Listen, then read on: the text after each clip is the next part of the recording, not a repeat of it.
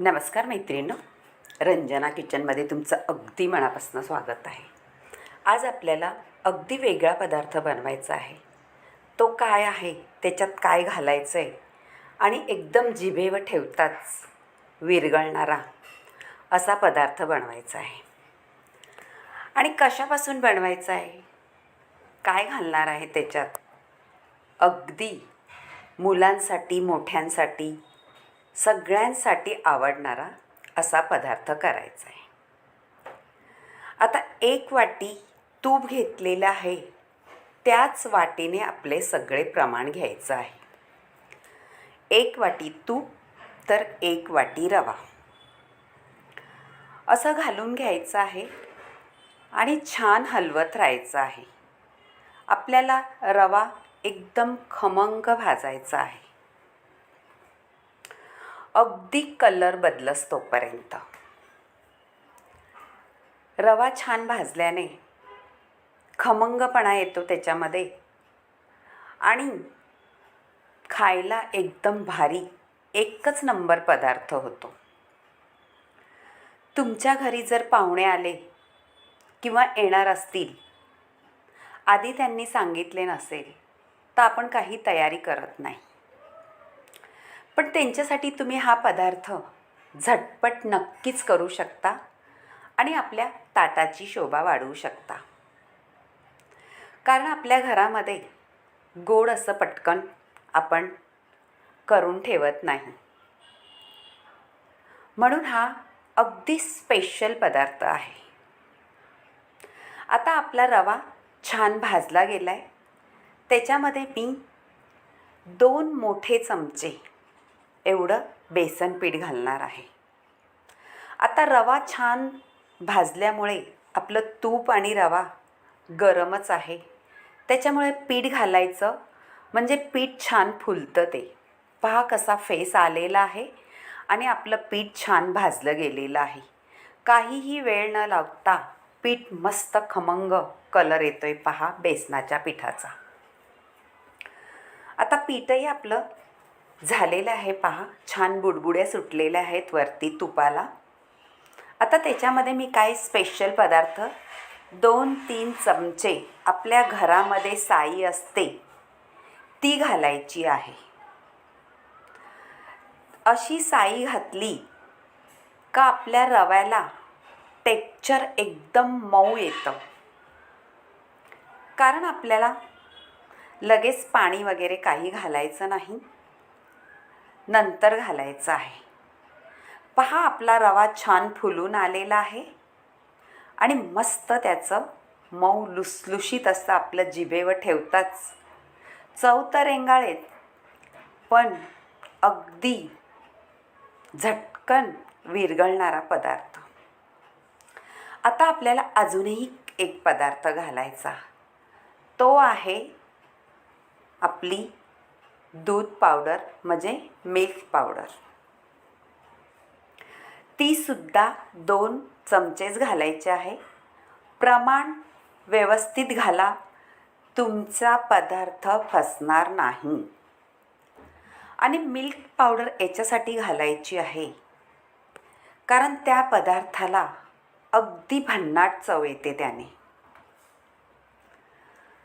आता झालेलं आहे आपलं भाजून.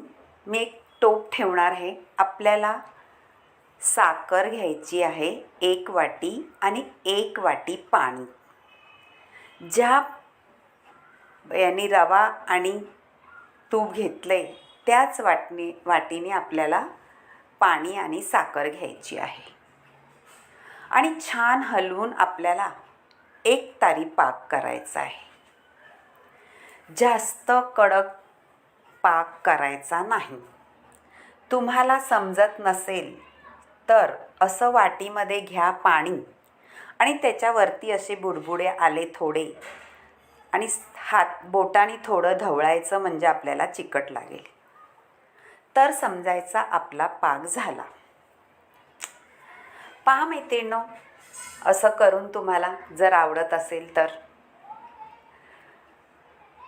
छानच होणार आहे पदार्थ.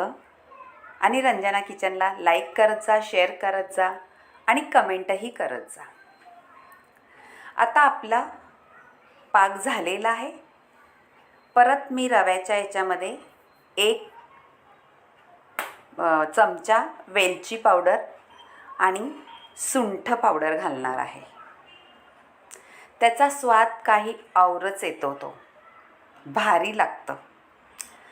आता आपलं पाक केलेला एकतारी तो सुद्धा घालायचा आहे. सगळं प्रमाण आपलं बरोबर आहे. फक्त आपल्याला 2 चमचे बेसन, 2 चमचे आपलं मिल्क पावडर आणि 3 छोटे चमचे घरातली दुधावरची साय. आता मी पाक घालून घेतलेला आहे. परत आपल्याला गरम करायचं आहे. सगळं मिक्स आणि घट्ट करून घ्यायचं आहे. पहा, परत आपलं मिश्रण पातळ झालेलं आहे. तुम्हाला वाटत असेल तो पदार्थ बिघडणार, नक्कीच बिघडणार नाही. अगदी भन्नाटच होणार आहे. मैत्रिणींनो, नक्की करून पहा. आणि माझ्या रेसिपी आवडत असल्या तर मला कमेंटमध्ये जरूर कळवा का तुम्हाला माझ्या रेसिपी कशा वाटतात. आणि हा रव्याचा पदार्थ तुम्हाला आवडला तर कमेंटमध्ये मला जरूर कळून सांगा तुम्हाला हा कसा वाटला. आणि बाजूला बेल बटन आहे, ती सुद्धा दाबा. तुमच्या मैत्रिणीसोबतसुद्धा शेअर करा. त्यांनासुद्धा सांगा कमेंट करायला माझ्या रेसिपी आवडत असल्या तर. आणि त्याच्यातही काही बदल करायचा असला ते सुद्धा निशंकपणे तुम्ही सांगू शकता. आता आपलं पहा सोडलेलं आहे. आपल्या कढईपासून मिश्रणनी सगळं चिकट होतं ते. ताट घ्यायचं आहे, ताटाला तूप लावायचं आहे आणि त्याच्यात ओतायचं आहे. अजिबात आपल्या कढईला मिश्रण राहणार नाही. असं मिश्रण सगळं कढईला सोडलं तेव्हाच आपल्याला उतरून ताटात घालायचं आहे. आता ताटामध्ये सेट करून घ्यायचं आहे व्यवस्थित. अजिबात चमचा वगैरे काही घालायचं नाही. फक्त हाताने आपटत राहायचं आहे, म्हणजे टिपटिप करत राहायचं आहे. ते सगळीकडून व्यवस्थित सेट होणार. आणि आपल्याला 2 तास किंवा असं 1 तास थंड करायला ठेवायचं आहे. आता मी काजूचे थोडे तुकडे केलेत, बदामाचे. तुम्ही काजू घालू शकता, पिस्ता घालू शकता, बदामही घालू शकता. तुम्हाला जे ड्रायफ्रूट आवडेल ते घालू शकता. आपली पहा मस्त झालेली आहे. ही आहे रव्याची बर्फी. झाले का नाही भन्नाट रेसिपी? घरात जर फटकन पाहुणे येत असेल, आपल्याला माहिती नसेल आणि अचानक जर आले तर ही रेसिपी नक्की करून पहा. तुम्हाला तर आवडेच, पण तुमचे पाहुणेसुद्धा तुमची तारीफ केल्याशिवाय राहणार नाही. आता आपण कापून घ्यायच्या आहेत वड्या. तुम्हाला वड्या त्रिकोणी करा, चौकोनी करा, तुमच्या आवडीप्रमाणे करा. सेट व्हायला थोडा वेळ द्यावाच लागतो. जोपर्यंत आपलं दुसरं जेवण होतंय तोपर्यंत नक्कीच ही वडी सेट होते.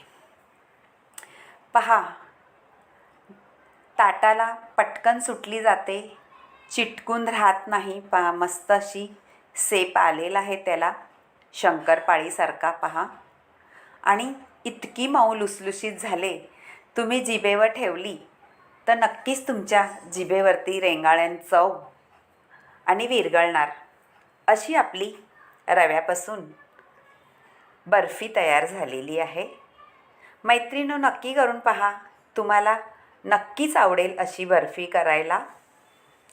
आणि जर करून पाहिल्यानंतर मला कमेंटमध्ये कळवा तुम्हाला नक्कीच कशी वाटली. आणि आता बघतानाही तुम्ही बघितली असेल तर आवडली असेल तर एक कमेंट नक्की करा. तुमच्या कमेंटमध्येच आम्हाला मजा येते वाचून का तुम्हाला माझ्या रेसिपी कशा वाटतात. आणि नवनवीन रेसिपी करायला आणि तुम्हाला दाखवायला आवडतात. मैत्रिणींनो, नक्की करून पहा आणि रंजना किचनला लाईक करा, शेअर करा, कमेंट करा आणि सबस्क्राईबही करा. भन्नाट आपली